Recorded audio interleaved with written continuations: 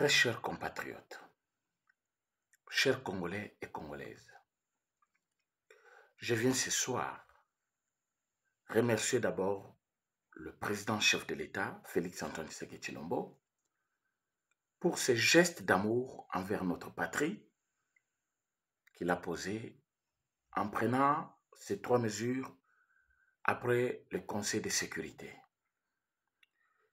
Le président-chef de l'État prend la décision de suspendre tous les vols des Rwandais sur les sols congolais. Que Dieu soit loué. Le chef de l'État a compris quelque chose, que le Rwanda était en train de nous infiltrer. Mais ça ne doit pas s'arrêter là. Nous devons maintenant faire le recensement ici sur place pour savoir ce que ces Rwandais-là venaient faire et combien ils sont déjà ici en RDC, surtout à Kinshasa, Lubumbashi et d'autres villes, surtout Goma. Le chef de l'État a pris la décision de chasser Kariga de notre pays, qu'il repart chez lui au Rwanda.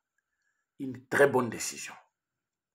Le chef de l'État a pris la décision de ne pas intégrer les M23, qui sont le Rwandais Tutsi, dans notre armée nationale congolaise. Ce qui était d'ailleurs une demande de Paul Kagame. Voilà comment ce monsieur, méchant qu'il est, il voulait intégrer notre armée nationale par les moyens de M23 pour nous infiltrer et nous faire la guerre. Très chers compatriotes, l'heure n'est plus à la division, à la distraction, au tribalisme ni népotisme. Nous devons rester très éveillés. Et cette histoire de l'Est nous concerne tous. Que tu sois du Kasaï, que tu sois du Congo central, que tu sois du Grand Équateur, que tu sois d'ici Kinshasa, nous devons nous mettre main dans la main. Nous devons nous mettre ensemble pour lutter contre cette barbarie de M. Kagame qui nous fait la guerre. Aujourd'hui, avec toutes les preuves que nous avons compris que c'est le Rwanda qui nous faisait la guerre par les moyens des groupes rebelles que lui-même avait formés. Alors, nous ne devons pas rester sans rien faire. Nous devons nous lever.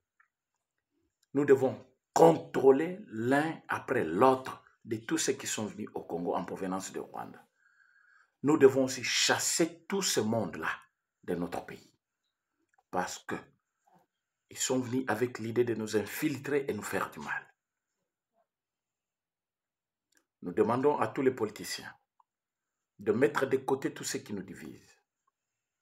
Que nous puissions regarder dans une seule direction afin de vaincre l'ennemi qui est Paul Kagame et son pays au Rwanda. Chers compatriotes, soyons unis derrière les chefs de l'État pour garder notre nation. L'armée nationale, vous êtes notre fierté, vous les soldats congolais.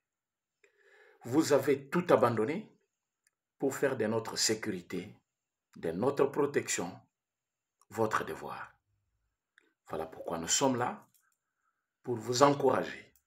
Voilà pourquoi nous sommes là, pour vous soutenir. Vous avez le soutien de tout un peuple. Vous n'allez jamais échouer parce que vous luttez pour une nation. Et cette nation qui n'a rien fait au Rwanda, et Rwanda délibérément décide de nous faire la guerre parce qu'il y a les intérêts d'autres pays qui sont derrière le Rwanda. Alors, nous ne devons jamais baisser les bras. Soyons prêts. À vous les jeunes Congolais.